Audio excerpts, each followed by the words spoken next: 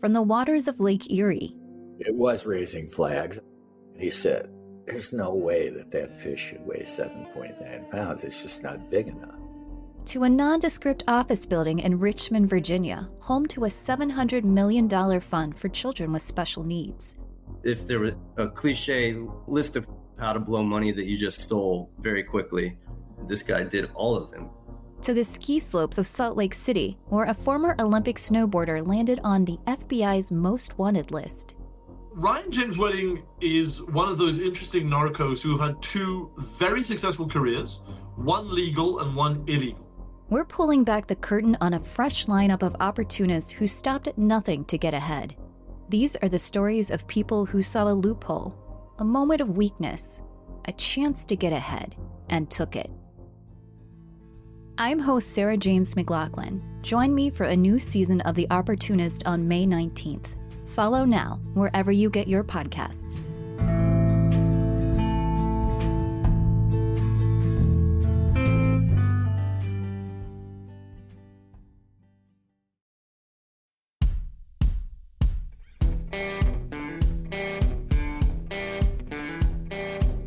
I'm Brett.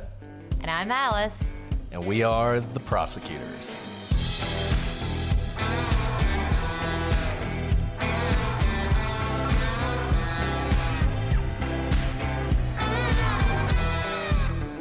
Today on the Prosecutors, we dive deeper into the background of the West Memphis 3.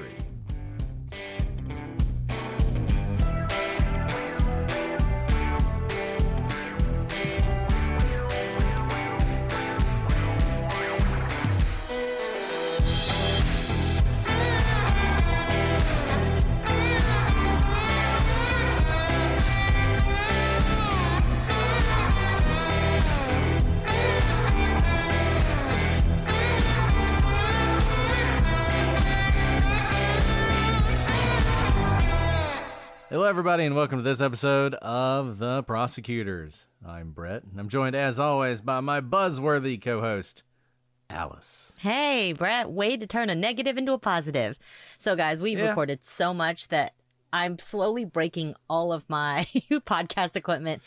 I hear a buzz, so if you guys hear a buzz today, don't leave a 1-star review. I know, I'm sorry. We're trying to buy new equipment.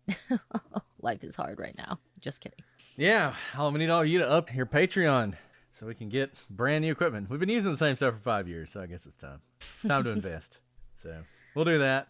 Hopefully you guys are not bothered by it. I can't actually hear it. Maybe it's all in Alice's head, but we'll see. The buzzing could be in my head. The buzzing could be in my head. Wouldn't be the first time. There you go. She's got bees in her brain. Anyway.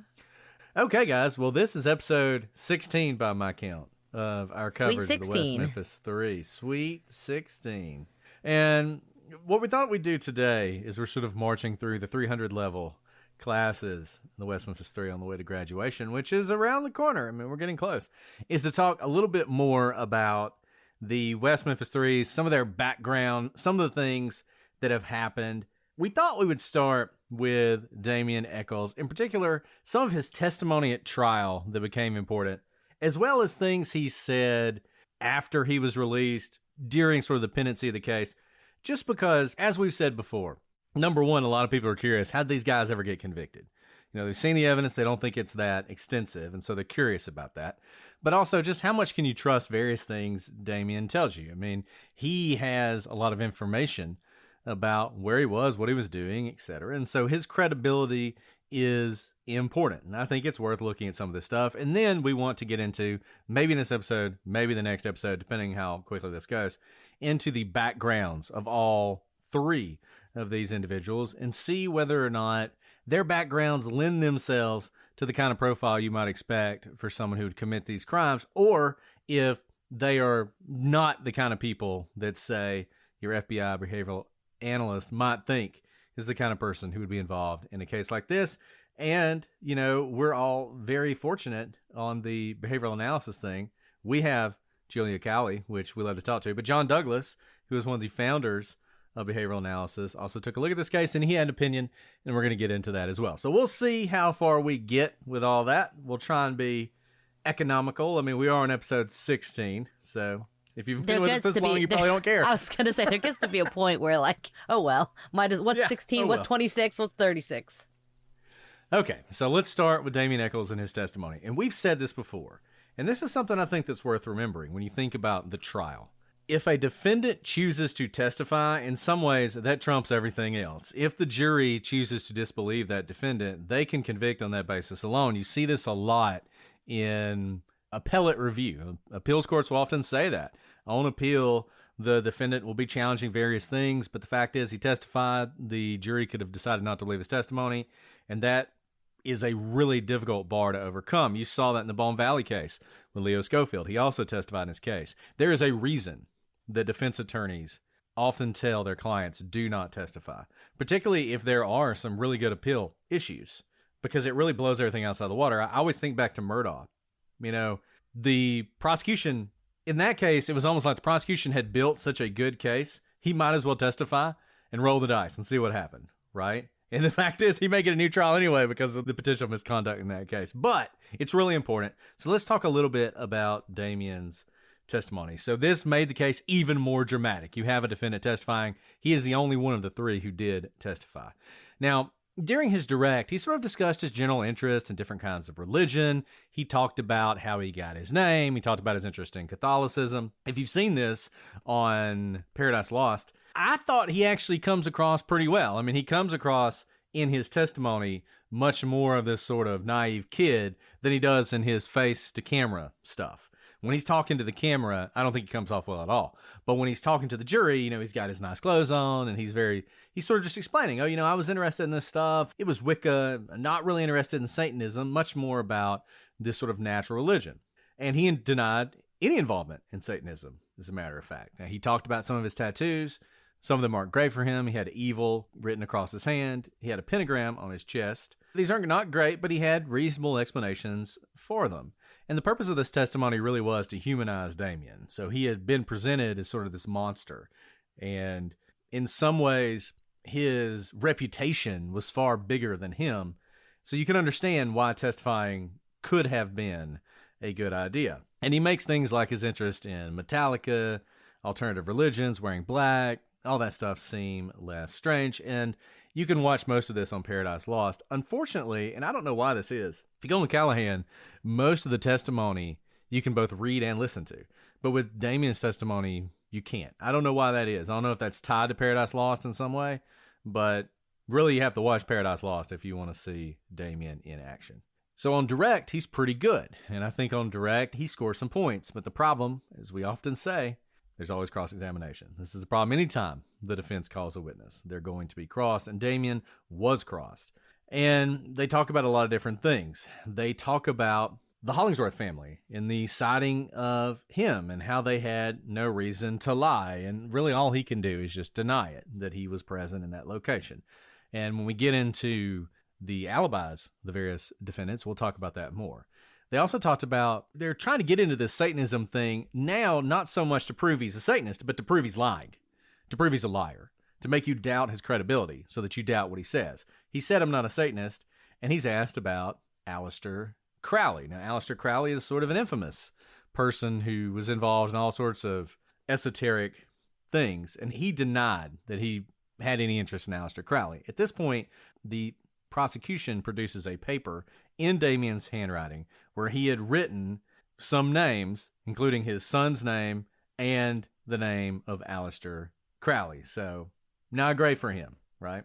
The prosecution asked about the girls who saw Damien at the softball field and said he'd bragged about killing the boys and said he intended to kill some more. And Damien just said they're lying. You know, he's softened a bit in his post-conviction interviews, as we talked about last time. Now he's like, well, if I said that, I was joking, but at the time, they were lying. He did admit to being at the softball field, but he denied saying he killed anyone.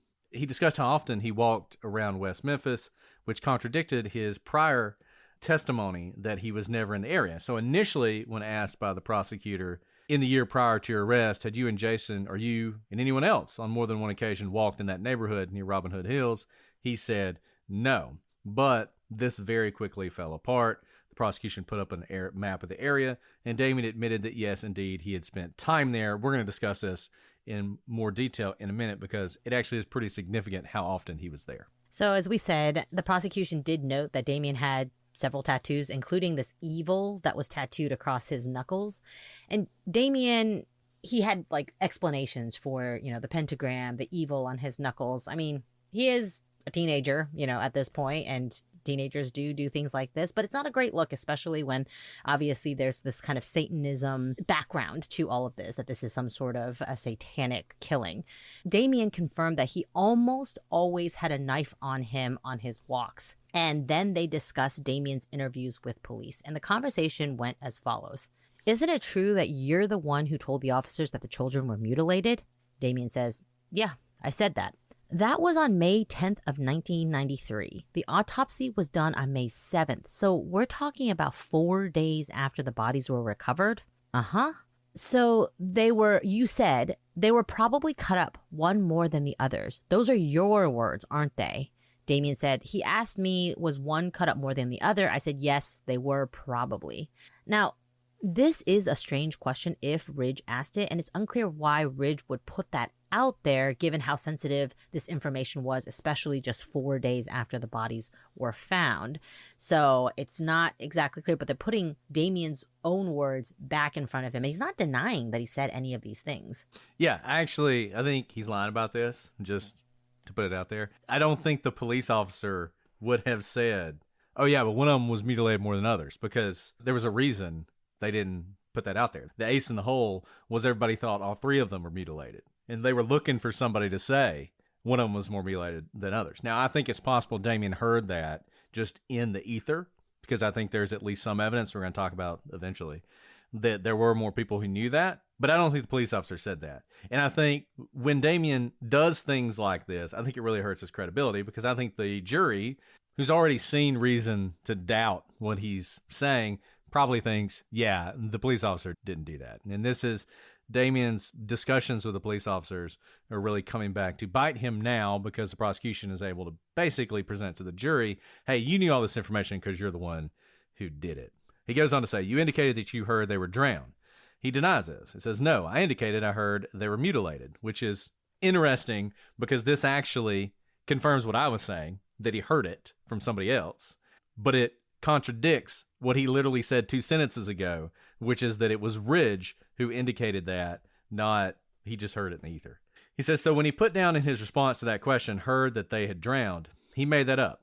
That just isn't true. Damien says, they made up a lot of stuff so far. Answer my question. No, it's not true. You never said that. The officer just put that in on his own.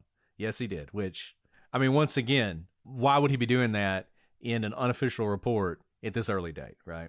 I mean, maybe he did, but I don't think this endears Damien to the jury. Because it's not like that crucial of a point, but you can imagine the jury's listening to this like, of course he didn't put that in there, especially 4 days later. What we do know is Ridge was trying to get information about how the boys died, right?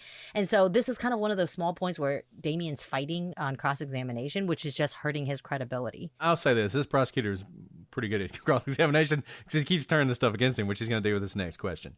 When he put in there regarding whoever committed these crimes, probably thinks it is funny and that he won't get caught. It won't care one way or the other if he did. Did you say that? Yes. The officer didn't make that up, did he? No. I said that. Now, he's going to go on to continue asking him questions about this, which was probably a mistake by the prosecutor because Damien's going to get to explain this a little bit. And I think Damien's explanation makes sense. You know, if he's putting himself in the shoes of the person who did it, he's just saying how that person would feel. It is somebody who just killed 3 kids, so maybe that's what he's doing. Obviously, the police saw it as any normal person who wasn't involved would say, oh, they're probably sick about it. They're horrified. You know, they can't believe they do something like that. And Damien's being much more analytical in his analysis of these murders. Prosecution goes on in the cross-examination. You told the officer was that you told him you thought the person who did it would think it was funny. Damien said yes, and would not care one way or the other if he got caught. Probably not. So that's where Brett said, like, those 2 extra questions, I think, helps explain it away just a little, and they're kind of feeding it to him. I think they should have just stopped because those words were terrible. None of this is funny, but you're beginning to say, okay, well, if he's just putting himself in like a psychopath's shoes, if they're able to kill 3 kids, they probably don't really care that they killed 3 kids. Not Damien specifically, but whoever did this. Now, the prosecution at this point, hits Damien with some of his behavior during the trial, because it's not just his words during the police interviews, but he has not exactly been doing himself any favors during trial, as we've talked about a little before. So the prosecutor asks, Mr. Price has asked you about your feelings about being arrested. You said you had good days and bad days. Was it a bad day the day after you were arrested when you blew a kiss to the victims' families? Was that a bad day when you did that? That was one of the times I lost my temper. Oh, you lost your temper is why you blew a kiss to the victims' families? Yes. Walked right into that one. I mean, when I lose my temper, I do things like, antisocial things. You can obviously see how that's very problematic. Very problematic for him. And also, this is really interesting. I mean, Damien obviously has to defend himself because everyone saw him blow the kiss. Like, he can't deny this. And he hasn't denied the things he told the police before. So the problem with this also is, if you saw him blow this kiss, it was maniacal. Right? Like it was like joking. It was not joking. It was very lighthearted on his part. It was sinister. You can imagine that kind of person is able to, if that's you losing your temper, not screaming or yelling or throwing things, but you're able to have such control of yourself in your own words. This is you losing your temper. You're so cool-headed that you can do something that looks so cool. Imagine what you can do to 3 boys. Something that the prosecution's own witnesses have said it takes time to horrifically beat these 3 boys, do all the things that were done to them, tying them up, staking their clothes into the mud, all of those things. We're not talking about someone who loses their cool when they're angry. You're talking about someone who is so scarily even keeled. That's the kind of killer I think you can imagine who had to be that way. They didn't lose their mind once they killed the boys. They carried out a lot of a cover-up. And he himself is saying, this is me losing my temper. Not a good look for Damien. Now, Damien said that reports he was in a witch cult for 5 years. Now, that was lies. The prosecution tried to bring in the incident where Damien tried to claw someone's eyes out, but the court actually restricted it. You can imagine why. So we've always talked about prejudicial versus probative. Sure, it could be probative of his violence, but trying to claw someone's eyes out when you haven't shown that they have something to do with the boys or it's any similarity there, that's just really prejudicial. So I think it was right to leave it out here, but we know it in terms of us understanding the timeline of his violent tendencies. So at one point when the prosecution is discussing Damien's violent encounter with his father, he mentions that he'd been drinking that night as a reason for his violence. This is interesting because Jessie says they'd all been drinking the day of the murder. So if you're looking for another trigger, whether it's losing your temper, maybe because your dad left the day before, or because you've been drinking too much, well, now all of a sudden you have one of those factors at least, the drinking that Jessie mentioned that they were doing all day. Maybe that's what made him do something that he normally wouldn't do. So he's on the stand for a little while. On cross, it's not great. We're going to see when we get into the alibis a few other moments that are bad for him, but he's not on the stand for maybe as long as you would think, particularly if you've been watching trials lately, and it seems like witnesses are on the stand for forever. He's only on for a little while, he discusses this, and then he's off.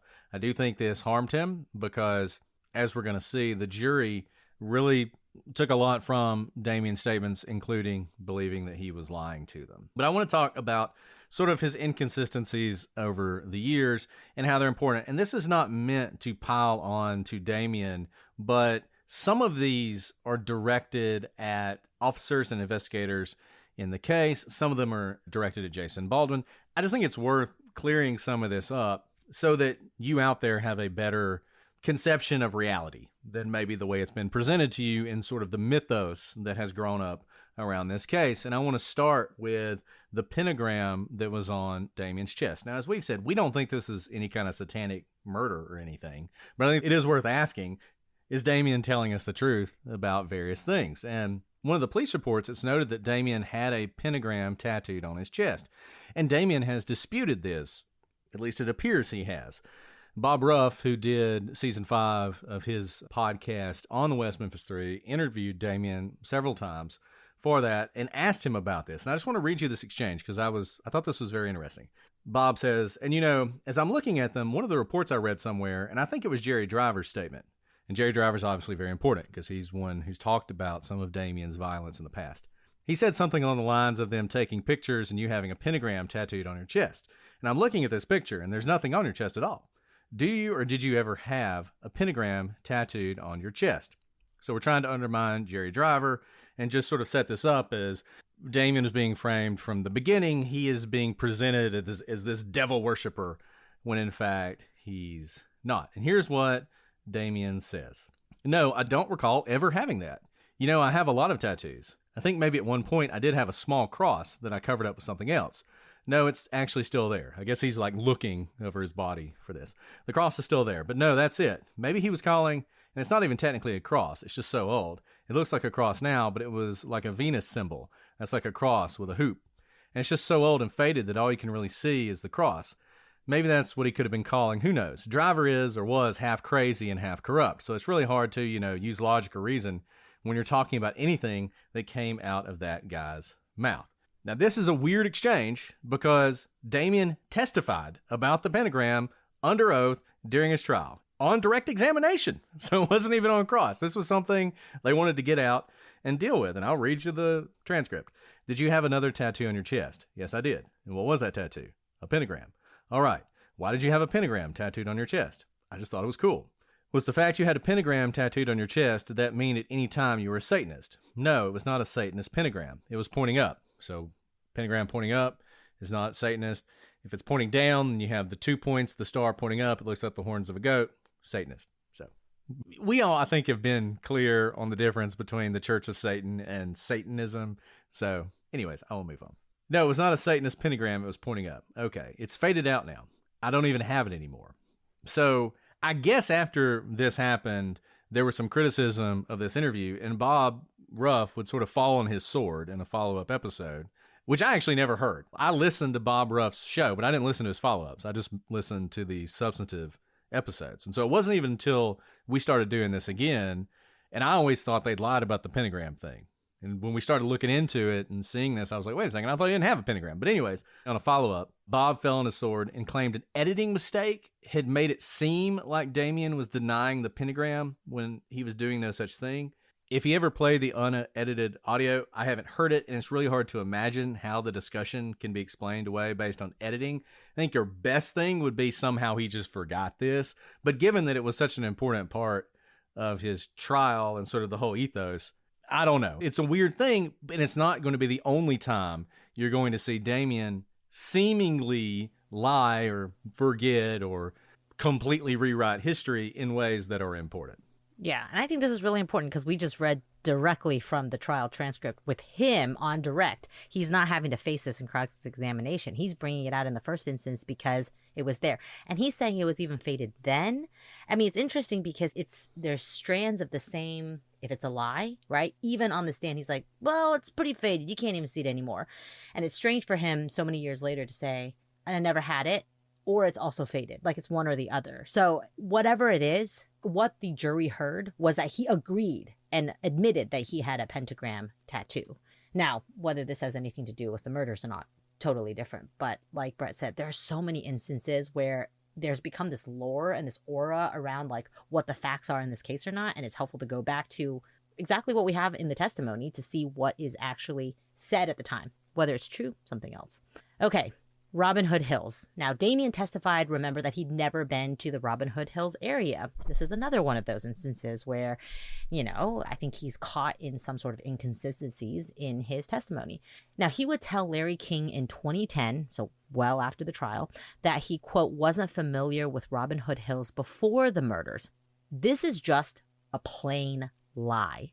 Because we know that Damien had lived at Mayfair Apartments, which was just across from the woods where the boys were found.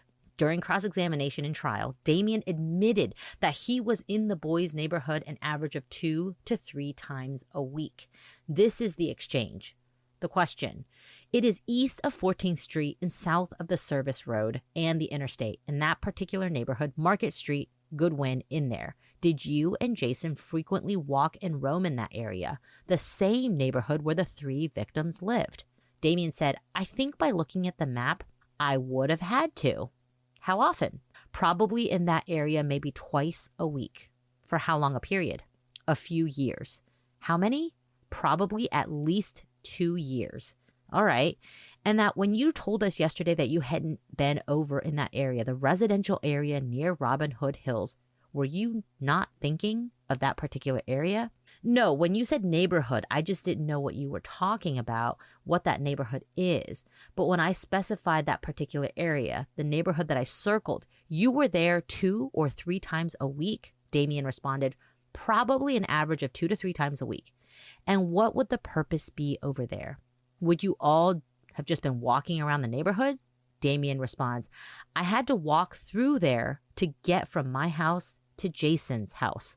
I would have to walk through there to get from my house to Dominie's house or anywhere in Marion. The prosecutor said, okay, where were you living at the time?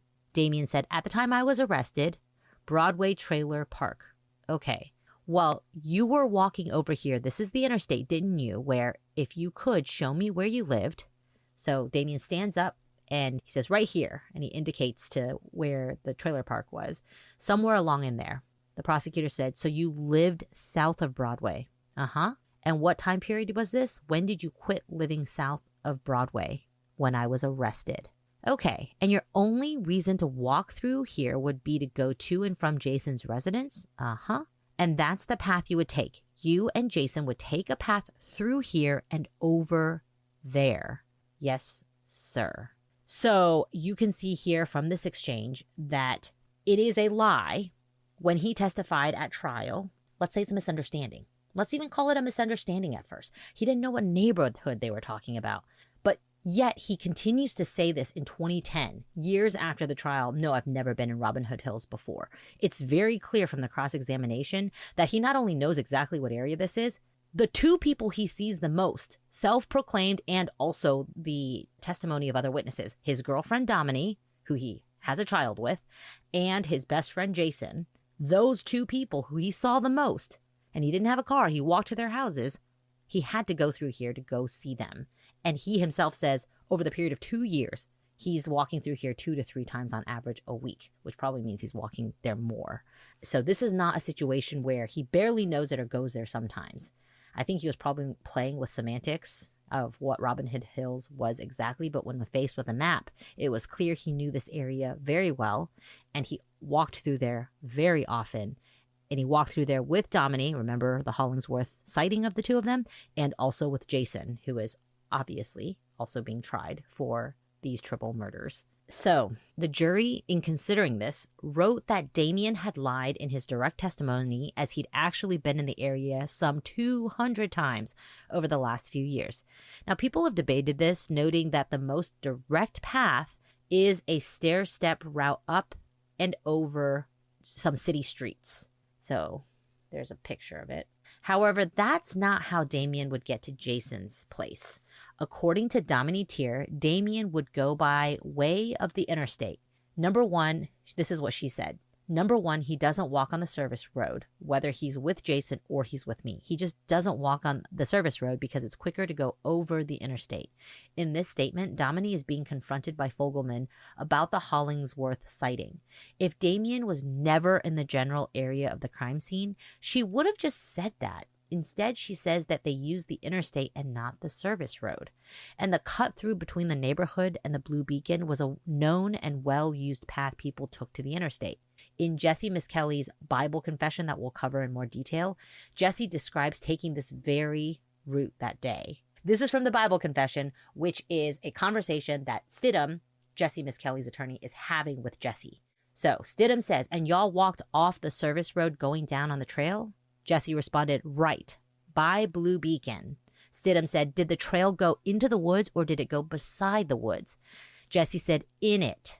Stidham said, okay, was there anything in the woods? Was there a ditch or a river? Or what was in the woods besides trees, obviously? Jessie responds, there was like I'm going to say like a bayou, and it had a pipe going across to the other side. This is the crime scene being discussed exactly here. And this is the path that Dominique testified that Damien would take. So, when you look at a map, it's obvious he would have passed this neighborhood all the time. I mean, as a matter of fact, it wouldn't even shock me if he wasn't walking across the pipe bridge quite often. Because you got to get over this diversion canal. Now, there are various bridges. There are a few ways to do this. Alice said, people dispute this exactly. But basically, if you're thinking of this, because you can't see this if you're just listening to me, imagine we're looking at a map that's a square. In the bottom right-hand corner is where Damien lives. And then if you go all the way to the top left-hand corner, that's where the 2 trailer parks are, where Jessie and Jason lived. You got the bayou splitting the box in half. You got the interstate above the bayou.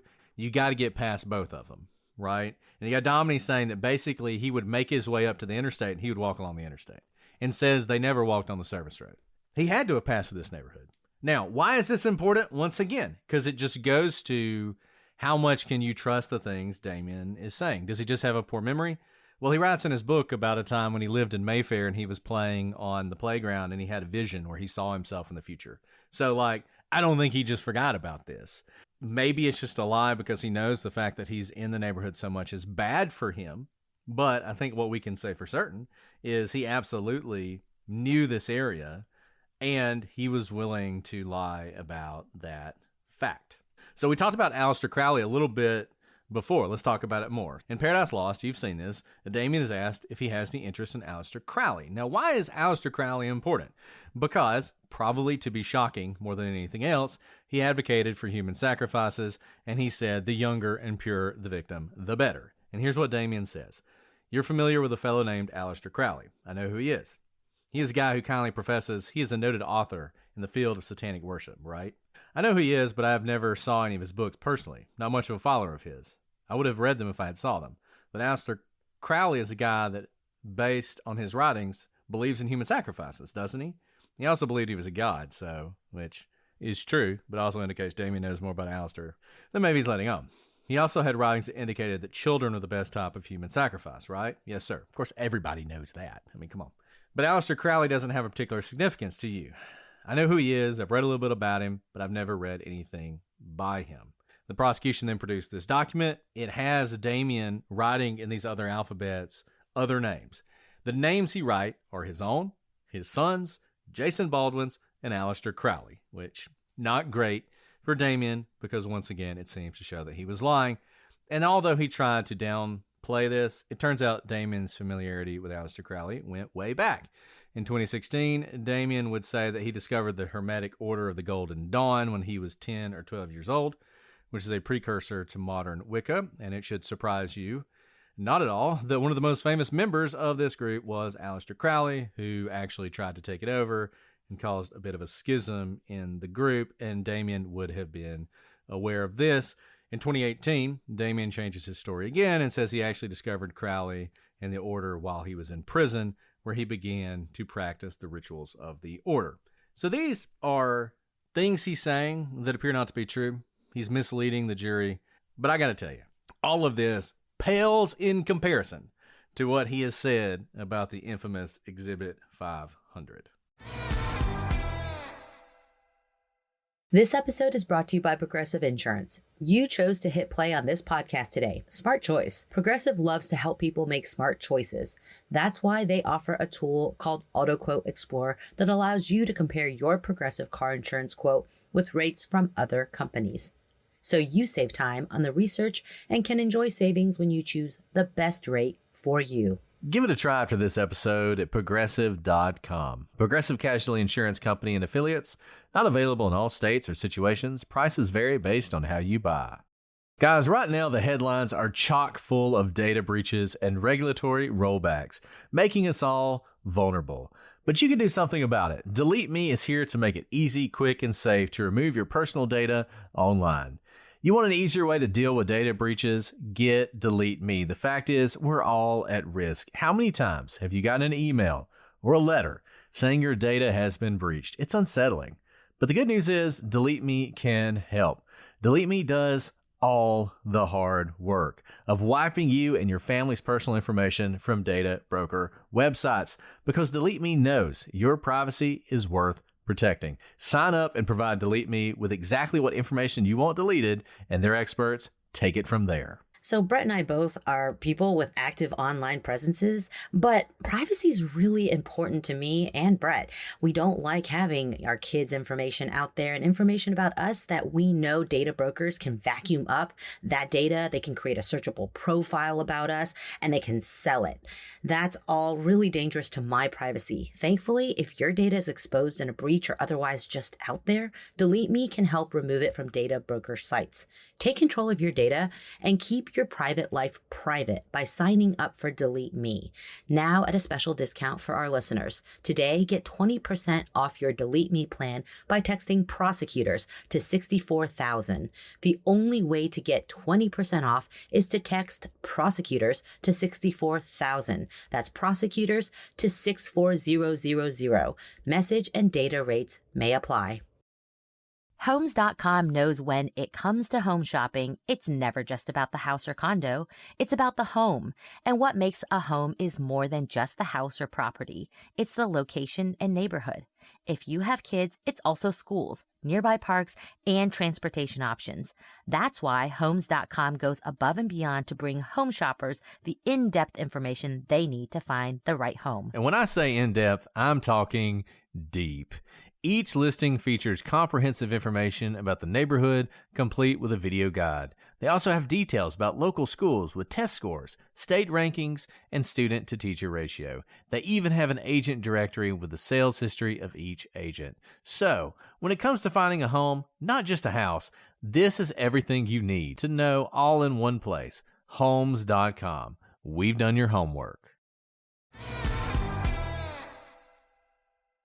So, Exhibit 500, as we noted earlier in our coverage, one of the most damaging documents was Exhibit 500, chronicling Damien's psychological issues. This document originated with Damien's attorneys who introduced it at sentencing, which doesn't surprise me, right? Because there's already been a conviction. They're trying to avoid the death penalty. And you often do this with mitigating evidence, such as a documentation of all the psychological issues you have to mitigate the horrific things that you're being convicted of. So this is not surprising that Damien's attorneys would bring this up.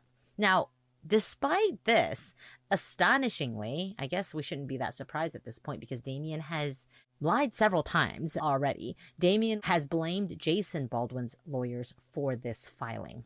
So Damien gives this interview to HollywoodChicago.com where he talks about Exhibit 500.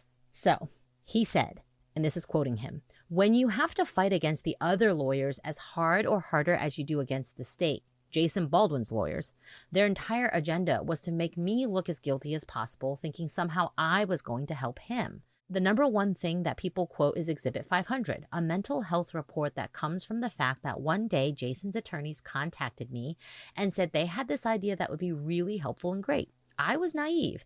It was years ago. Okay, sure, let's do it. This woman comes and writes up this report that diagnoses me with every single mental illness known to mankind. She can't even file it herself because she's already perjured herself, and so she takes it to another doctor to file. The number one piece of evidence that people use to try and hurt me wasn't even filed by the state. It was filed by Jason Baldwin's attorneys." We know that this is a complete lie, but one really quick thing, even his explanation of this makes no sense. We talked about last time how Jason and Damien were tried together. Their trials were not severed, right? There is no strategy. You want it severed or you want both of you to look innocent, right? It doesn't make any sense that they're going to try to play this game of one or the other. If Jason's lawyers actually wanted to make Damien look bad, they would sever the trial, because then you can bring in all the bad stuff and separate Jason from it. And so his explanation, just so you know, it sounds like he knows what he's talking about. It doesn't even make any sense. But no, this interview from 2013, again, years after the trial, he says, Brett, Jason Baldwin's lawyers, because I was so naive, had this report written and filed, and it had nothing to do with my attorneys. Is that true? This is, as Alice said, this is such a bald-faced lie. It is hard to even fathom that Damien said it. Not only did Jason's attorneys not introduce Exhibit 500, they were the only ones fighting to keep the records from coming in. Here's attorney Ford for Jason at the sentencing hearing. This is long, but it's worth hearing.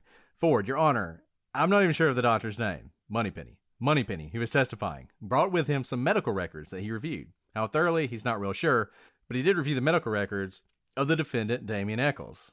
After directed pass the reviews, The records that he had reviewed were scanned by the prosecuting attorney in preparation for cross-examination. And at that time, medical records, which apparently never had been reviewed by the prosecutor before because they were privileged and the mental capacity of the defendant had yet to be placed at issue, were not relevant. At this point in time, that privilege is probably waived because they have placed his mental functions at issue as to mitigation, and now any privilege probably has been waived without making an argument. However, there are things which are in that record which are extremely telling as to the defendant Eckles. However, having been tried together and jointly, these records are going to, I believe, be extremely prejudicial to the defendant Jason Baldwin. These are offered by the defense of the defendant Eckles in mitigation, and what is going to turn out, Your Honor, they're going to probably be some of the most telling evidence in aggravation to be brought out by a mitigation witness. This is something the defendant Baldwin has no control over, and unfortunately, I don't believe a cautionary instruction will be, I don't believe the court can give one that will be strong enough to cure the prejudice that is going to be brought out by the statements of the defendant Eckles. Jason Baldwin's life is on the line, and these statements that are going to be brought out may in fact take his life without any opportunity whatsoever by counsel for Jason to have ever obtained these records, to have ever obtained any psychological profile, because we didn't know these records existed. The prosecutor didn't know they existed, didn't know the psychological state of Eckles would be placed at issue. We are totally and completely handcuffed, and they're going to bring out statements about Damien making statements that he gets power from drinking blood, that there are sheep and wolves, and that the wolves eat the sheep, and that he is a wolf, and they're going to bring out statements about, I think, a lot about what happens after I'm dead, because I want to go where the monsters go. And all of those things, Your Honor, Jason Baldwin sits over here helpless to defend, and there is not a cautionary instruction the court can give that will truly go back into that jury room and prevent this evidence from being considered against Jason. We object to it. We ask the prosecution in limine be ordered to make no reference to these things because the issues of his mental ability does not. I just don't believe this should be used because I don't believe the court can cure the prejudice to Jason Baldwin, and we are helpless to defend ourselves, as the evidence just has been discovered in the last 20 or 30 minutes. We did not know that the psychology of Damien Eckles would be placed in issue. We've never had an opportunity to review these records. We are totally and completely helpless, yet his life hangs in the balance, and we would ask the court to instruct the state in limine to make no reference to these records. The court did not do that. Damien's lawyers did bring it in, and it was absolutely devastating for both of them.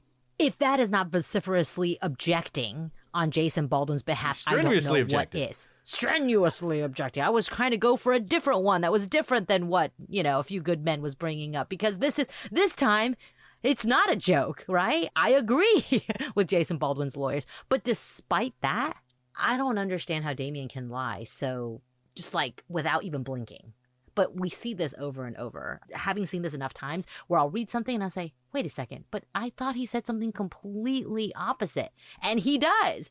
And the thing is, he gives a lot of interviews. So we have his direct quotes. This is not by implication. This is him talking.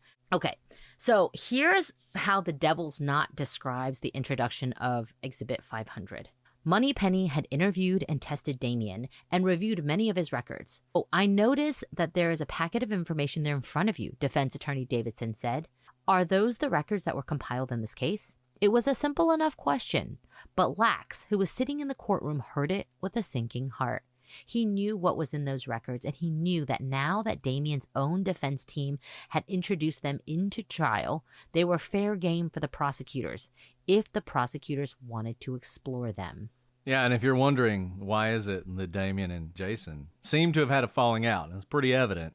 I think it's stuff like this, and this is not the only telling excerpt from that interview. In it, Damien and Lori, because Lori, his wife, is with him, and she's one of the people who fought to get him out, told how Jason and his team were essentially bullied into giving in to the Alfred plea by threatening to cut off funding to his defense. We talked about this before.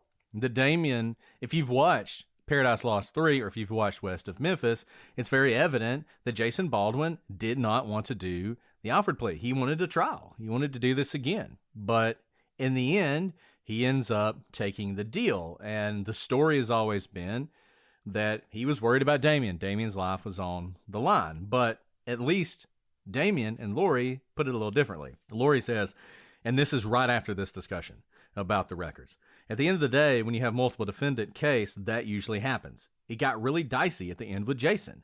Once he said, okay, to the Alfred plea, we just plowed through. His attorneys were still fighting that. Damien says, yeah, they were telling him, no, fight it, stay in prison, until they heard, you're not getting any more money. You've gotten every effing penny you're going to get. And Hollywood Chicago says they were trying to milk the defense fund. Eckles, take the deal, take the deal. Lori was the one raising money for all of us. She's not married to Jason or Jessie. She's doing the fundraising for all three of us. So essentially, they threatened Jason. They said, oh, you want to go to trial? Great, you're not going to have any money. All the fundraising, that's Damien's money. That's not Jason's money.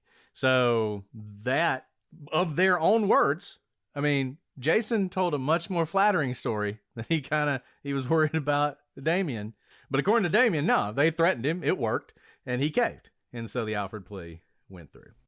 That's a little bit about sort of things Damien has said and done over the years, including at his trial and in the time afterward. Now we want to get into sort of the profiles of the defendants. And we want to start that off with John Douglas, because people have asked, was there a profile of the person in this case?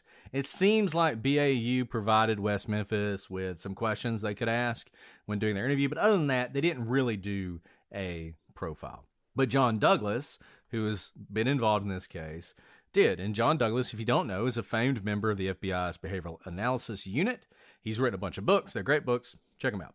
And he was asked by attorneys for the West Memphis 3 to look at the case in 2006. He prepared a 20-page report. First, he noted that while there were killers who exhibited the trappings of Satanism, he mentioned Son of Sam and Richard Ramirez, their actual motivations were more typical. So basically, it's like, yeah, they talk about Satanism, but ultimately the reason behind their murders wasn't ritualistic. And strictly speaking, the FBI was aware of no murders that were directly committed purely as a part of a satanic ritual that called for such. So there are Satanists who have murdered people, but as part of a ritual, they don't know of anyone. Now, we have done the Adolfo Costanzo case out of Mexico, where they absolutely were sacrificing people because they thought it made them invisible. But we'll put that one aside. Other than that, no evidence of this, right? So he goes on to say that he agreed with Warner Spitz, Dr. John Nordby, and others, as we discussed earlier, that many of the injuries signifying something like satanic killings, the emasculation, for instance, were actually caused by animal predation. And Douglas believes the removal of the clothes was about fear and control. The boys would not want to run away naked. We actually talked about this. Douglas believes the point of the murders began as an effort to taunt and punish the victims, but then after they were dead, the attacker had to try and hide the evidence as he was known to the victims and a local in the community, hence the hiding of the bodies, bikes, and clothes in the water. Moreover, he needed time to establish an alibi, so he's hiding the bodies, delaying discovery, delaying an ability to tell when the time of death was, go establish an alibi, and you'll be good. Douglas speculated that the perpetrator would have left the bayou and sort of the wooded area from the same way the kids went in, across the drainage ditch pipe bridge and back into the neighborhood. And this, coming into the woods via the pipe bridge and leaving via the pipe bridge, during one of these times he would have spotted the bikes. And that's why he saw the bikes, and that's why you find the bikes right next to the pipe bridge. Douglas speculated the offender had a violent past. It was not a youthful offender. The manner in which this person disposed of the victims showed sophistication. So here are some excerpts from Douglas's report, this 20-page report he wrote. Ritual crimes. Research in this area revealed that a ritual crime is personal in nature. It fulfills the need of an offender either sexually, spiritually, or some psychological need only known by the offender. Ritualized acts observed and perpetrated by offenders included necrophilia, urination, or defecation on a victim, posing or displaying a victim after death, as well as amputation and the evisceration of a victim. Results of ritualistic crimes were not found satanic, but rather were for some personal gratification or need for ritual behavior on the part of the offender. Research revealed that it was a way for some violent offenders to fulfill their sadistic and perverted needs. Some of the offenders studied mutilated bodies, amputated limbs from victims, cannibalized victims, and some bathed in the victim's blood. In every case studied, the offender was found either mentally ill or sane, but having some personality disorder. In no case was the offender of his crime found associated or affiliated with some satanic belief or ideology.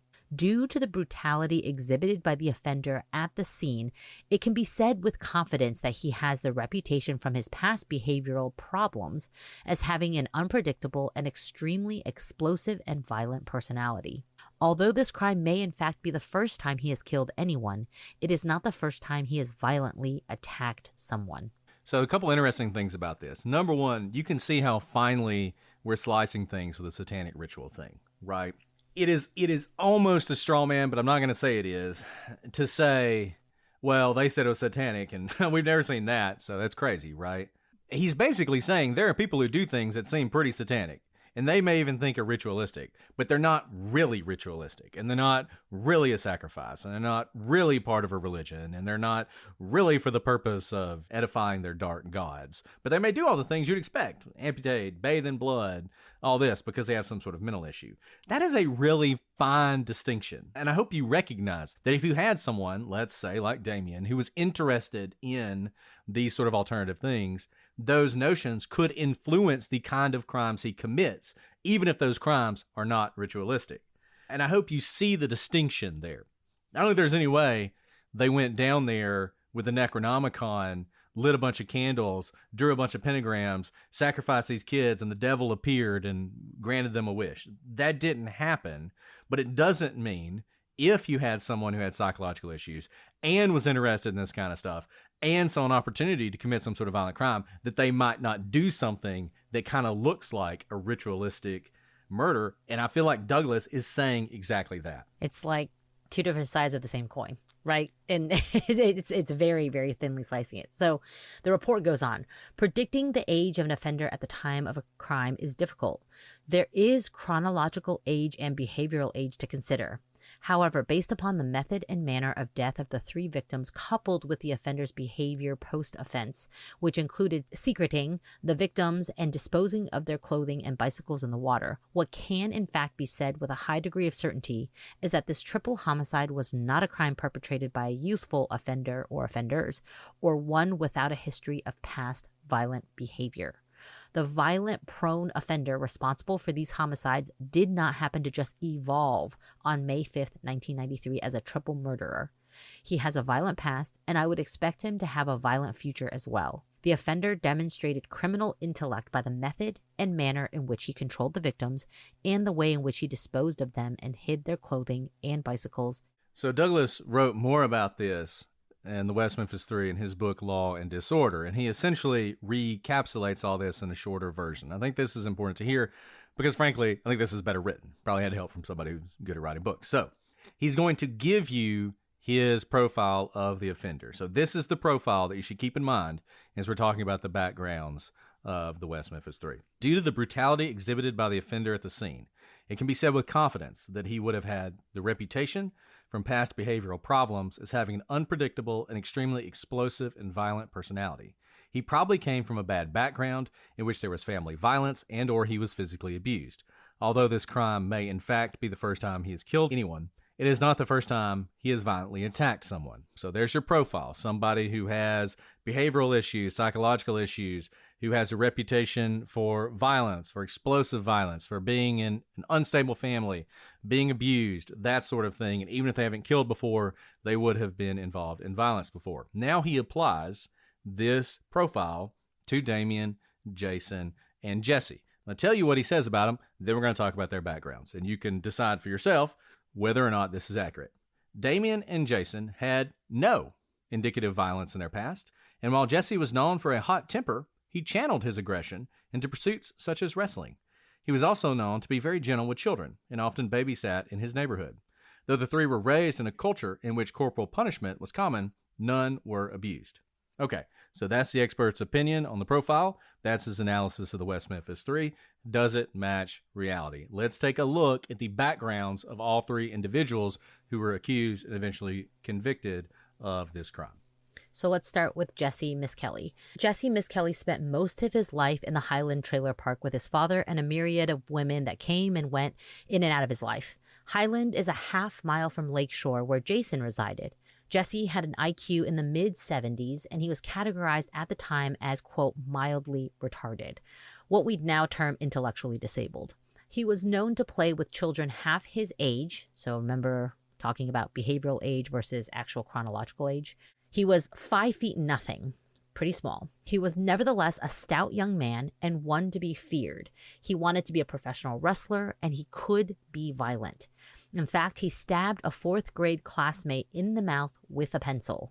And when he was 11, he assaulted a young girl in Lakeshore, chasing her down and smashing her on the head with a brick after a disagreement. He was sent to a court-ordered psychological evaluation, and his stepmother expressed her fears, noting that, quote, he gets so mad, he's capable of hurting someone. Jessie also had a habit of breaking windows with his fists when he was mad, and had once required stitches from punching out a window. He could not control his anger, and he tended to take it out on others when he was mad. He was described by one clinician as being under-socialized and having an aggressive personality. While Jessie was undergoing this evaluation at age 11, his father was in prison for trafficking marijuana.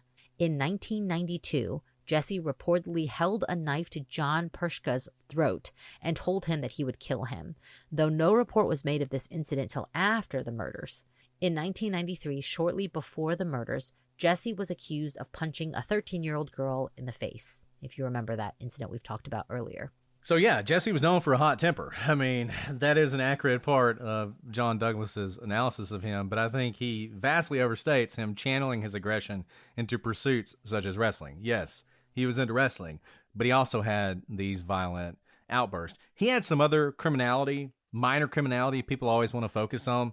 Like, he decided he wanted to create a race course, so he stole a bunch of flags from the school, like Flag Girls, the band. People always point that out as like a silly thing. Look at silly Jessie.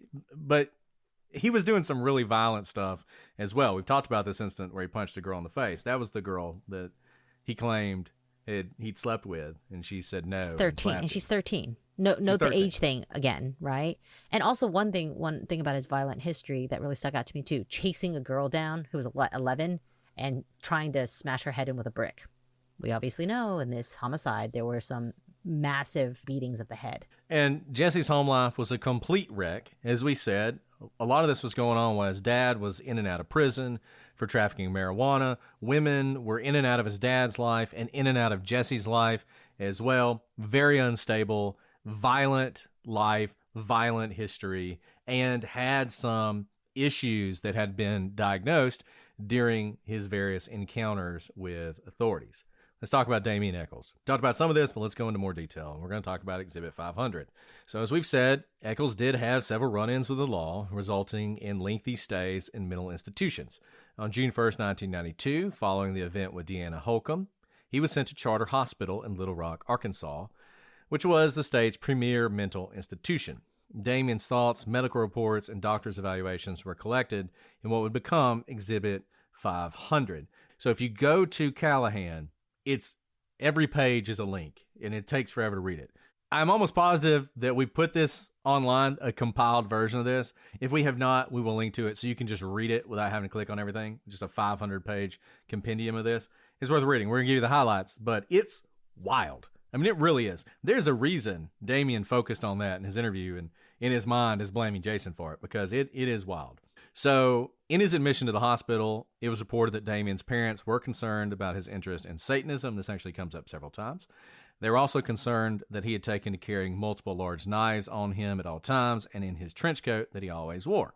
Damien was marked as homicidal and with psychoses. The report noted that Damien, quote, has little regard for others and stated he feels people have no true feeling for each other. Their main purpose is to use and bring harm to others around them. The report goes on to state that Damien had been suspended for inciting fights at school, starting fires, and then in one fight he had almost gouged out the victim's eyes, which we've heard a lot about that. Now, Damien had apparently, in preparation for this, filed his nails to points. Whether that's an exaggeration, I don't know, but he certainly did attack the young man. He would deny that he felt violent. Instead, he saw these outbursts as a release. He said, quote, sometimes I have to do this, not because of being angry. Sometimes I'm confused. He further states that he has one friend who would die for him, presumably Jason. Further mental status assessments indicate that Damien thinks a lot about life and death, and he, quote, wants to go where the monsters go, which is something people have definitely focused on. He would say that he believed he had the power to steal energy from other people and influence their minds through witchcraft. He believed in magic and that he could make things happen using it. And he talked about how he hated the human race and that people are in two classes. They're the sheep and the wolves eat the sheep. So Damien told his therapist that he suffered past abuse, his words, but that it didn't bother him. Rather, he just bottled it up inside. And he described his feeling as more than just anger. He's filled with rage and sometimes he blows up. When this happens, the only solution is to hurt someone. Damien says that he's been told he could be another Charles Manson or Ted Bundy and that he knows he's going to influence the world and that people will remember him. Remember famously what he said at the end of episode 1, Paradise Lost? Like with a smile on his face after the conviction. Now he's going to be the monster under the bed of all the West Memphis children, right? This was said with a level of glee. Now, Damien had been hospitalized 3 times. All were associated with anger, thoughts of killing others, or killing himself. Damien explained that he obtained power by drinking blood of others. While in Craighead County Detention Center, Damien grabbed another inmate and began sucking blood from his neck. Though Damien, he doesn't deny this. He just says that the sucking of the blood was actually consensual. So, have what you will with that, but he didn't deny sucking the blood. He had previously threatened to kill and eat his father, cannibalism, and he'd also threatened to cut his mother's throat. The other inmates at Craighead were afraid of him, though he would deny reports that he rubbed blood all over his face. He also denied chasing a child with an axe. Which some of this probably is a little inflated, but nevertheless, I mean, you see the issue. You know, the whole drinking blood thing, I have this memory, which I assume is not a false memory, so maybe someone can provide this clip, of Damien, I think in an outtake from Paradise Lost, where he says, they say I drink blood. I don't drink blood. I more lick it. It's like, I 100% remember him saying that. I can see why that didn't make the cut for Paradise Lost. Yeah, I think there's like an outtake. I think it was west of where Memphis. He says that. I think it was like west of Memphis or something. I don't west know. Of Memphis? I remember this. I remember I paused it and I listened to it in again because I was like, he says, well, it's not sucking it if you put it on your finger and lick it or something like that. Something like that. So if you can find that. I've been looking for it and I can't find it. So if you can find it, and if it's not out there, I apologize ahead of time. Maybe I just made this up in my head. But I have this image of him saying this. Anyway, and there are multiple reports of it, and even Jessie talks about this. And in these reports, it goes on to say that Damien said he would drink the blood of a sexual partner, or what he described as a ruling partner, whatever that is. He'd draw the blood either by biting or cutting, and drinking blood made him feel like a god. And he said that the more blood he drank, the more power and strength he'd attain. And look, they didn't make this up, okay? The doctors at these various hospitals didn't just make this stuff up. Damien said it, whether it's true or not. And once again, we know he has a history of saying things that aren't true. Well, we're just telling you what he said. Damien's ultimate goal was to be in total control, to be all-powerful. And he talks about how he always feels like he doesn't have any power and how he feels like an outcast. And a lot of things he's doing is to combat that. So he has some really deep-seated issues and problems that he's trying to overcome through a lot of this sort of acting out stuff. Damien's penchant for drinking blood was well known. Big Jessie Misskelley, who's Jessie's father, told reporters that Jessie had told him Damien drank blood, and Big Jessie used this as an example of why Jessie was actually scared of Damien and never would have done anything with him. Though telling the story probably just tied the two together more closely. And little Jessie would also mention the drinking of blood in his statements to police. Okay, so Damien described also having a spirit inside of him, that of a woman who had been murdered by her husband. With the spirit, Damien said that he felt more powerful and stronger. He could only hear her, not see her, and he also had conversations with demons and other spirits, which he achieved through rituals. Although not satanic, he viewed himself as more of a demonologist. Now, this contradicts what he told another social worker who said he readily stated he was a vampire who worshipped the devil. Damien would alternate between growling at other patients and purring like a kitten. Now, one assessment concluded that Damien had a desire to gain power and demean others springs from animosity and a wish to vindicate past grievances by provoking fear and intimidation in others. Damien believed there were surveillance cameras behind mirrors and that he was constantly being watched. Damien wanted to meet Anton LaVey and Stephen King. So Anton LaVey is obviously the founder of Satanism. And Stephen King's an awesome horror author. I'm sure he probably actually does like being tied together, Damien. But Beside the point. So a girl named Laura Maxwell would tell police that she had dated Damien in 1991. This is interesting because this predates what we've heard of before. And Damien told her that he had been a knight in a past life that had killed a bunch of people and wrote books on witchcraft. He further said that he wished he could knock someone out with a baseball bat and suck their blood. He said he hated her brother, threatening to kill him, along with her parents if necessary. He also told her that he hated little kids and talked about cutting off their fingers and toes. And in fact, Damien had been found to be 100% disabled by the Social Security Administration due to mental impairment. Damien's attorneys were not aware of this fact, which maybe could have been useful at trial or sentencing. That is, were it not for the reasons Damien claimed for his disability. In his initial application before the murders, he wrote that he was, quote, mentally disturbed. In a supplemental application dated February 1993, he wrote that he was a sociopath. In another supplemental report, Damien wrote he'd been hospitalized because he was, quote, homicidal, manic depression, drug abuse, sociopathic, suicidal, schizophrenic, alcohol abuse. So maybe it wasn't such a good thing to bring up, and they should have left all this out altogether, but they did bring it up in Exhibit 500. And if that's not enough, we know that Eckles would say that his stepfather, Jack Eckles, was physically and mentally abusive to him, and there were also allegations that he was abusive to his sister, Michelle. So going back to what John Douglas said, Damien and Jason had no indicative violence in their past. That the three were raised in a culture in which corporal punishment was common, none were abused. Not true. You know, we talk about sometimes, how do you know when to believe an expert and when not to? He completely blew this. I mean, I don't know where he got that information about Damien, but that is not true. And it would be interesting if he went back and actually looked at Damien's history and whether or not he fits the profile that he created for whoever did this. It's really interesting because it's not just all the exhibits and what came out in trial. Damien's interviews after the fact, even though he says it all, he has a really good demeanor. Like as he's gotten older, the way he interviews, it's a very relaxed demeanor in which he talks. But the things that he's actually saying, he doesn't deny these things. He gives like a different spin on it. Like, oh, I don't love Satanism. I just have pentagrams. So when you listen to what he says, it's not like it's difficult to find out what Damien has said about his own past and also the records of his own past from medical experts as well. Okay, now let's turn to Jason Baldwin, because I know a lot of people who kind of know this case will say, I can never believe anything about West Memphis 3, that they're guilty because of Jason Baldwin, because he looks like a kid, because X, Y, and Z. So let's look at Jason Baldwin.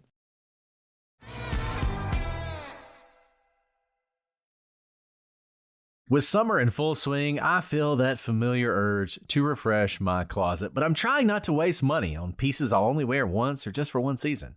That's where Quince comes in. Their clothes are timeless. They feel luxurious, look elevated, and the quality is way beyond what you'd expect for the price. It's the kind of wardrobe upgrade that just clicks. Think 100% European linen tops starting at $30, washable silk dresses and skirts and soft cotton sweaters, versatile warm weather pieces you'll reach for again and again. The best part, everything with Quince is half the cost of similar brands. By working directly with top artisans and cutting out the middleman, Quince gives you luxury without the markup. For me, I have a sports coat from Quince. I love it. I don't like putting on a full suit during the summer. It's hot down here, so it's nice to be able to look good and feel good at the same time. You guys know this. I love Quince. I shop there all the time. It matches everything I need for being comfortable, professional, high quality, and also something that I can wear going out to be with my kids on the soccer field and all the way to the courtroom. This summer, I've been living in their linen shirt dress. It buttons up the front, it's cool, it's comfortable, and it looks classy. Give your summer closet an upgrade with Quince. Go to quince.com/prosecutors for free shipping on your order and 365-day returns. That's QUINCE.com/prosecutors to get free shipping and 365-day returns. Quince.com/prosecutors. You know what doesn't belong in your epic summer plans? Getting burned by your old wireless bill. While you're planning beach trips, barbecues, and 3-day weekends, your wireless bill should be the last thing holding you back. That's why we made the switch to Mint Mobile. With Mint, you get the coverage and speed you're used to, but for far less money. And for a limited time, Mint Mobile is offering 3 months of unlimited premium wireless service for $15 a month. So while your friends are sweating over data overages and surprise charges, you'll be chilling, literally and financially. You will say bye-bye to your overpriced wireless plans, jaw-dropping monthly bills, and unexpected overages. Mint Mobile is here to rescue you, and they'll do it with high-speed data and unlimited talk and text delivered on the nation's largest 5G network. Guys, well before Mint became an advertiser for us, I switched to Mint because I was really tired of paying so much for my cell phone bill. This is not an exaggeration. I now pay so much less than I used to. 1 year's worth of Mint Mobile data for me is less than what I used to pay for one line for 1 month. That's just an amazing amount of savings. And the coverage is great. I don't see any difference in my service from when I switched to Mint Mobile, except saving a whole lot of money. This year, skip breaking a sweat and breaking the bank. Get this new customer offer and your 3-month unlimited wireless plan for just $15 a month at mintmobile.com/prosecutors. That's mintmobile.com/prosecutors. Upfront payment of $45 required, equivalent to $15 a month. Limited time new customer offer for first 3 months only. Speeds may slow above 35 gigabytes on unlimited plans. Tax and fees extra. See Mint Mobile for details. Guys, you know that Brett and I have a ton of small kids running around. I'm always worried about them not having enough good vitamins and minerals and nutrients for them to grow up healthy. But the vitamins out there, they're basically candy in disguise when it comes to children's vitamins because they're filled with 2 teaspoons of sugar, unhealthy chemicals, and other gummy junk that growing kids should never eat, and I don't want to feed my kids. That's why Hiya was created. It's a pediatrician-approved, super-powered, chewable vitamin. We have Hiya vitamins at our house. They come in these awesome glass bottles with stickers that my kids get to personalize and decorate, and they love the taste. My kids remind me every day that they have to take their Hiya vitamin. And that just makes it so much easier on me to remember to give them a vitamin that ensures they get all the nutrients they need. And Hiya is one of those rare things that kids both like, and it's good for them. Hiya is formulated with the help of nutrition experts, and it is pressed with a blend of 12 organic fruits and vegetables, supercharged with 15 essential vitamins and minerals, including vitamin D, B12, C, zinc, folate, and many others that your kids just aren't getting. The kind of things that support immunity, energy, brain function, mood, concentration, teeth, bones, and more. So join our kids as part of the Hiya family. We've worked out a special deal with Hiya for their best-selling children's vitamin. Receive 50% off your first order. To claim this deal, you must go to hiyahealth.com/prosecute. This deal is not available on the regular website. Go to hiyahealth.com/prosecute and get your kids the full body nourishment they need to grow into healthy adults.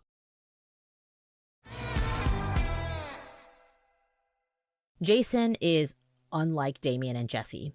He's rather unremarkable as a potential triple murderer. So he's a quiet kid with a burgeoning artistic talent. Jason only had a few run-ins with the law. In 1990, he and some other friends broke into a car repair shop and damaged some vehicles.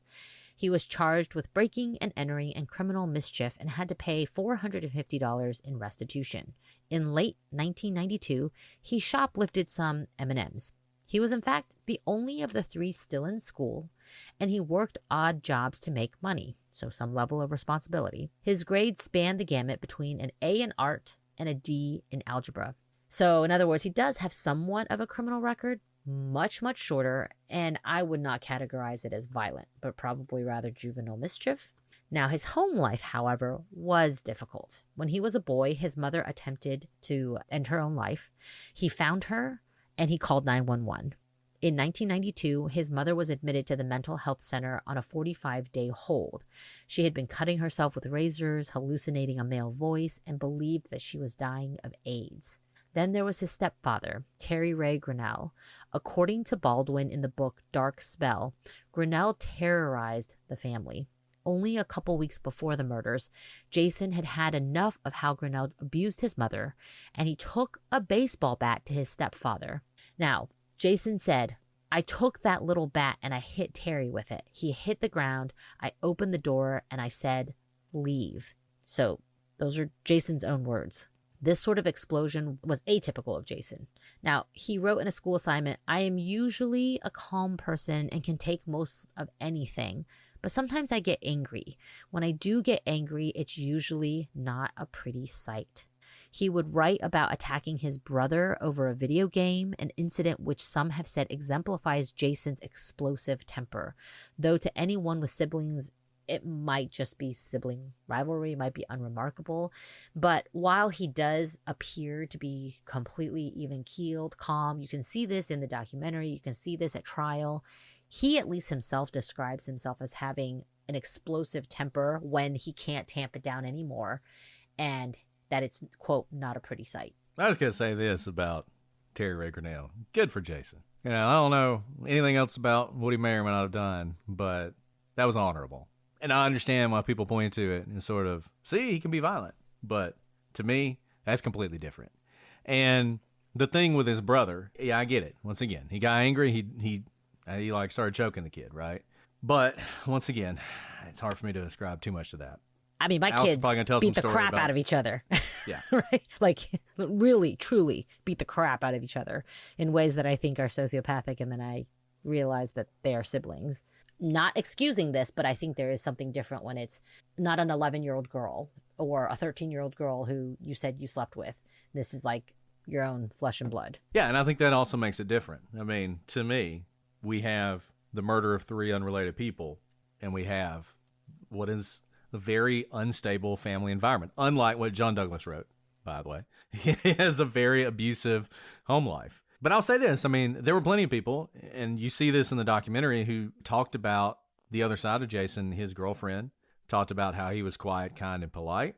She didn't know him to be involved in devil worship at all, and cannot believe he was involved in the murders. And many people said this about Jason, and say this to this day. She never saw him together with Damien and Jessie at the same time, which is always sort of an important question. And really no one who knew Jason said he acted any differently after the murders. So if he was involved, it was a very cold-blooded affair. Or, alternatively, Jason is a follower. I think there's a real possibility that if he was involved in this, Damien was just so overbearing and his personality was so big, and the role that Jason played with Damien was such a follower role that if Damien started to do something, Jason could follow along. And you had people who said, in fact, I think Damien's ex-girlfriend said the same thing, that if Damien wanted Jason to do it, he would do it. So 2 points to that. Though Damien didn't name Jason, remember he said that he had one friend who would die for him, not just he would help me go do the ultimate sacrifice, he would die for him. Now, he didn't specifically name Jason, but we can infer that his best friend is Jason. He said that, Jason said that. The second point, do we have an instance where Jason in fact did something that was against his own interest that he typically never would do, but for the, whatever you want to call it, bullying persuasion of Damien? Yeah, taking the Alford plea when he didn't want to. This is after the fact, right? This is many years later when he has attorneys on his side, when he's an adult rather than a kid. And we said in our previous episode, we agreed with him. We thought that he would probably be able to get out of being charged completely or having a conviction at all if he went to trial. Despite all of those things being on his side, what does he say at the end of it? It's not even like, I give up. No, he actually says, I do this for the good of my friend. That's a different reason than just, I give up. It wasn't just, I'm being pushed against a corner. I think there was a lot of being pushed in a corner. But his own explanation on film for why he does it is altruistic for his friend, which is in line with what Damien said about this friend who would be willing to die for him. Yeah, so that's what we have. And look, this has been a brief review of their history, but I think it's worth restating John Douglas's sort of his behavioral profile of the killer. I'm just going to read it to you, based on what you've heard. Do any of the three fit this? Due to the brutality exhibited by the offender at the scene, it can be said with confidence that he would have a reputation from past behavioral problems as having an unpredictable and extremely explosive and violent personality. He probably came from a bad background in which there was family violence and/or he was physically abused. Although this crime may in fact be the first time he has killed anyone, it is not the first time he has violently attacked someone. And I think one thing you can say for certain, innocent or guilty, Damien Eckles fits this profile to a T. To a T. Jessie Misskelley also fits it, not quite as well as Damien. Jessie's violence, to me at least, feels more typical of someone from Jessie's background. Broken home, has some mental deficiencies. To me, the things he's doing reflect that more than the kind of person you would expect to commit a crime like this. Jason Baldwin doesn't really fit it at all, in my view. But Damien Eckles, to a T.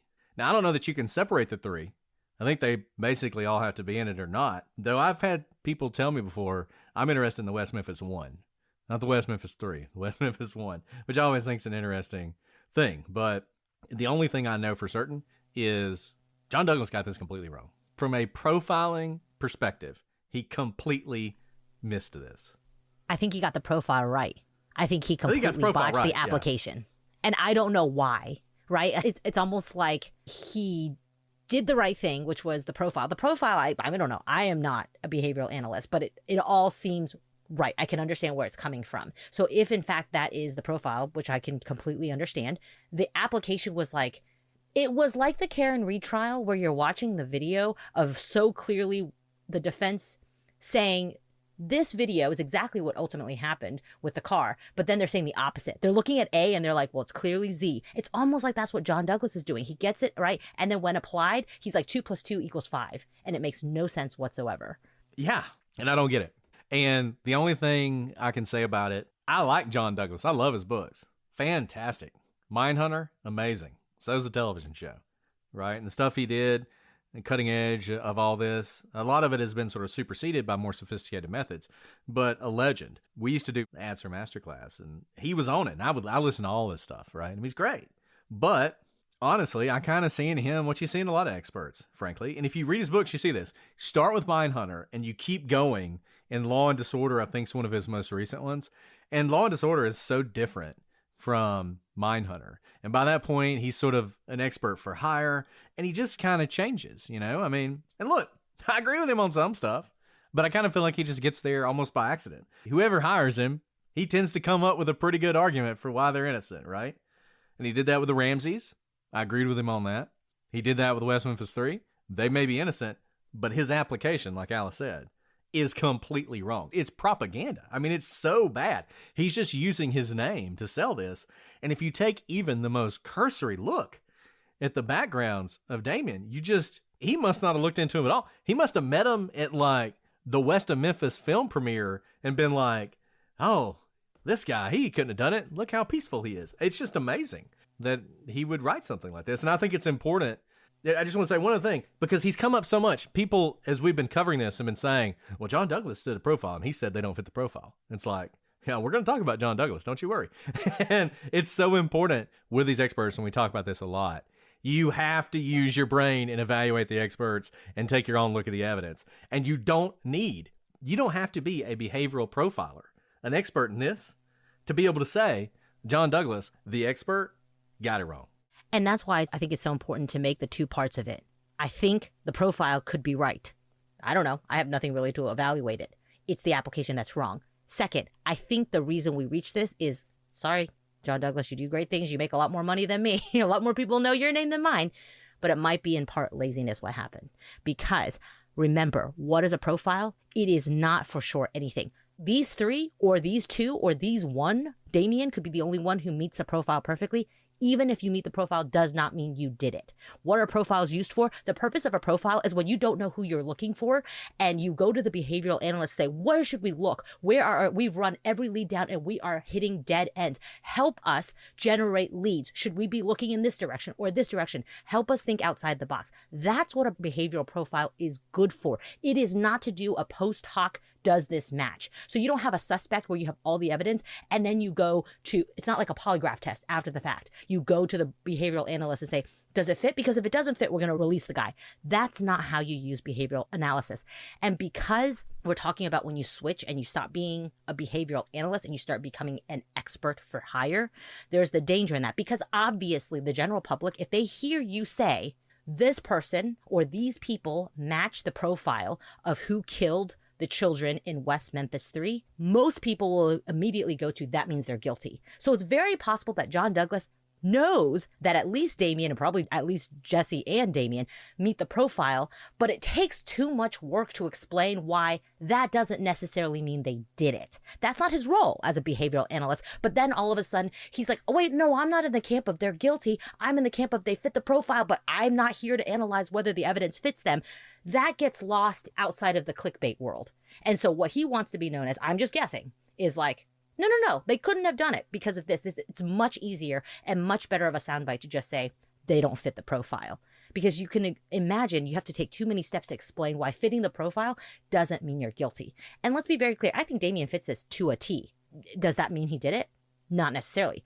The evidence separately is interesting. But I think what this shows is this is how you evaluate an expert. And just because you're an expert, there are lots of steps that you take before you reach your ultimate conclusion. And you're allowed to, as the juror, as the rational, thinker, to challenge any aspect of that path in which they get to the ultimate conclusion. So I don't think all of John Douglas's analysis is wrong. I think the application is wrong. And I think why is the application wrong may have something to do with the fact that we know what most people think about behavioral analysis and it matching someone. We know that to not be true, though. Damien can meet this perfectly and still not be guilty. And I have one other thing to say about this. And I've said it before, but I'm going to say it again because for some reason, this bothers me. It is the bee in my bonnet. It is the soapbox I can't get off of. And so I have to repeat this again, because if there is one thing that I want you to come away from this series with, it is that Damien Eckles was not targeted by police because he wore black and listened to Metallica. That is not why he was a suspect. He was a suspect for the reason that Alice just said, because he perfectly fits the profile of someone who would do this. His history was the kind of history that tells the police, we need to look into that guy. As Alice said, that does not mean he did this. It does not mean he's guilty, but it was entirely rational for him to be a suspect in the minds of the police from the very beginning because of his violent history and his violent background. And maybe they paid too much attention to him. Maybe they put too much stock in his background. Fine. But the lie you have been told for years is not true. And just because I'm sure someone's going to clip this part, let's go on to say that. Okay, we always know if you're looking at child predators, you pull like the registry of SORNA, sexual offenders in the area to look at. It's not wrong to do that. It's a starting place. I'll go one step further. Because of his background, perfectly fitting the profile of someone who would commit these horrific murders, his own words repeatedly said to police continually indicate that they needed to investigate him more. So I don't think they actually paid him too much attention. I think they had to investigate him because of his own words, pointing to lots of things that we've already covered in the testimony. You can read for yourself. I don't have to paraphrase and then somehow get it wrong. He had to have been looked at. Number one, because of his background. And then once they started talking to him because of what he said, he was just endless troves of follow-up.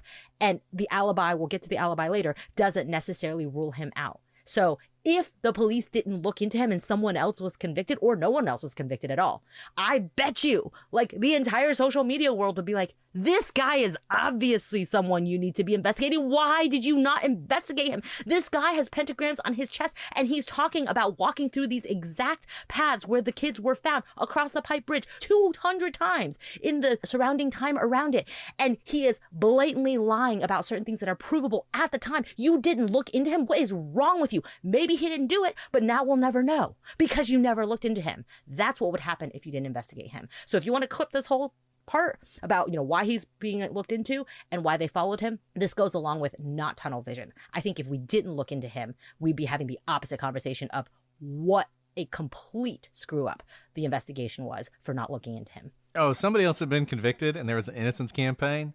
Damien Eckles would be like, he would be suspect number one.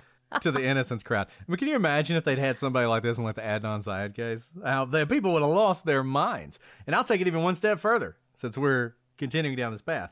Damien Eckles is also the exact profile of somebody who would be wrongfully convicted because there's all sorts of reason to think he did it. He is exactly the kind of person who would be wrongfully convicted because you look at him, you're like, this guy is perfect for this. If we just find some evidence because he blew a kiss it's clearly him to the family. You know, like, come on, you guys, like, if he's wrongfully convicted, right? Like, he's doing all these things that you're like, dang it. Talk about himself doing prejudicial things versus probative repeatedly. Oh, yeah. I mean, he walked himself into this conviction and he drugged Jason Baldwin along. I mean, that's essentially what happened. And Jessie Misskelley, we're going to talk about more later. Okay. I'm sure you got a lot of thoughts about this episode because we said a lot in this episode, which could be controversial. By the time this one comes out, the Karen Reed case will be over and people will actually be paying attention. So I have to watch out. So, if you have thoughts, shoot us an email, prosecutorspod@gmail.com, @prosecutorspod for all your social media. And join the gallery on Facebook to discuss this case. If you want to watch us record these early and ad-free, though I'll say this, by the time you hear this one, this series will probably be over. Join Patreon. If you'd rather just get the episodes without ads, you can do that on Patreon as well for as little as $3 a month. So, I will tell you this. We are really, I know this is hard to believe, we're closing in on the end of this. We have the alibis, which I think we're going to talk about next week. We're going to go through the alibis of the West Memphis 3. Whether or not, so they kind of fit the profile. Damien definitely does. Is there an opportunity for them to do this, or does the alibi rule them out? Then we're finally going to get to Jessie Misskelley's confessions. We're sort of saving that towards the end because it's so important. We didn't want it to get buried in the middle. We're going to spend probably a couple episodes on that. And then we're going to talk about alternative suspects, some sort of popular alternative suspects, and alternative scenarios, including Mr. Bojangles, some of the relatives, that sort of thing, just some random folks. We'll talk about that as well. And then it will be on to our theories of the case, where we tell you exactly who did it, what happened, and how. So closing in. I mean, we're 16 episodes, could be 20, 21 episodes, I feel like. And we'll be done. But not much more than that. No, exactly. No, I think we are rolling along towards the end. And I'm kind of sad to see it go. This is I kind of can't believe 4 months have passed by. I know. It is wild. It is wild. And it's funny because I really do think there's been less controversy because of Karen Reed. People are so focused on Karen Reed. By the time you hear this, I don't think anyone cares about West Memphis right now. Yeah, I mean, people are just zoned in on Karen Reed. So it's kind of nice because we just kind of get to do this and we don't have to worry about like a bunch of backlash or whatever. It's been kind of nice. We'll see how that goes as we close in on the ending. But all right, Alice, is there anything else you want to add before we sign off? No, but tonight was a workout. I got a little worked up, but we didn't rush it. We didn't rush it. You got our best. By worked up, I just mean tonight was all about going right back to the source, the transcript, the record, to clear up a lot of misconceptions. And there was a reason that we stayed so closely to the text, because there has been so many movies, so many podcasts talking about things that just don't exist. So we've really stayed very close to the text, which you can read for yourself and see that we are not taking things out of context or clipping things unfairly or so. So please do that, because this is important and it takes a lot of time and a lot of effort to correct misconceptions, and we are but one lone voice. So help us in correcting the misinformation. And I'll say this, we are giving you our gloss on this, our thoughts on it. And some of it is a matter of interpretation. And I think that's important to remember. Sometimes people act like we're just reading to you off the page. Well, this is what the report says. We're not doing that. We're giving you sort of our interpretation of it as well. So if you disagree with our interpretation, that's fine. That's fine. Maybe we're wrong about the interpretation. But I think we're at least arguing off the same documents, which is good. You can read the same documents we did. You may come to the conclusion, and it's a perfectly reasonable conclusion, that all of the stuff in Exhibit 500 is just Damien being an edgelord, and frankly, trying to game the system so he can get disability, so he didn't have to work and he'll get money. Perfectly reasonable interpretation. Doesn't change what's written on the document. It's just about your interpretation. And, that's important. A matter of interpretation, as Justice Scalia's book says. All right. Well, we'll be back next week with yet another episode of the West Memphis 3. But until then, I'm Brett. And I'm Alice. And we are the Prosecutors.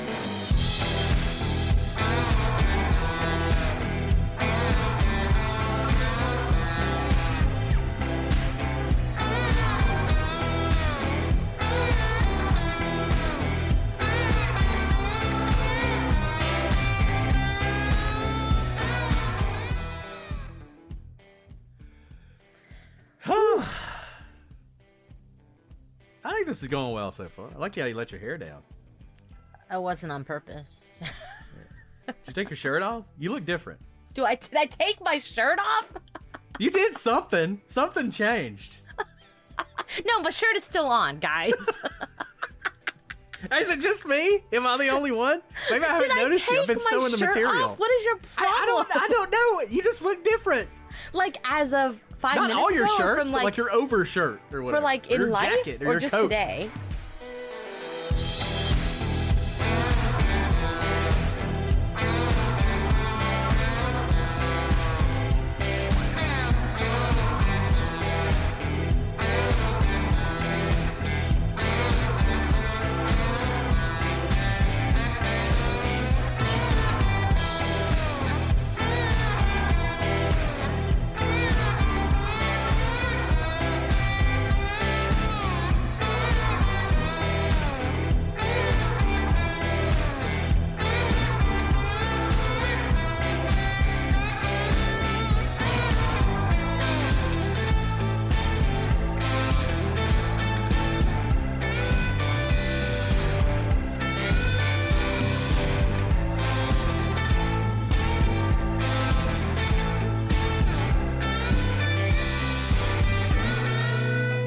Like, but from 10 minutes ago, if I rewound 10 minutes ago, you would not look like you look right now.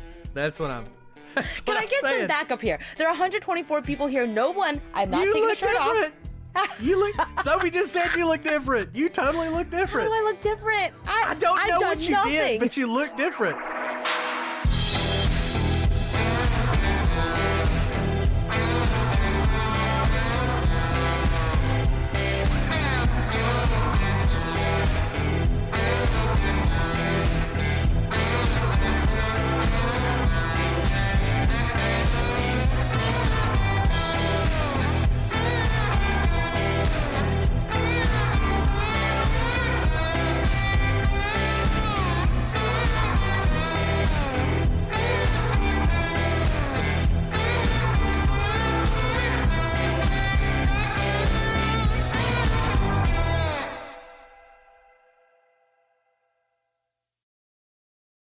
This summer, Pluto TV is exploding with thousands of free movies. Summer of Cinema is here.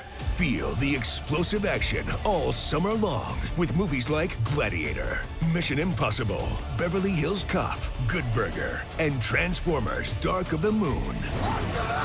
Bring the action with you and stream for free from all your favorite devices. Pluto TV. Stream now. Pay never.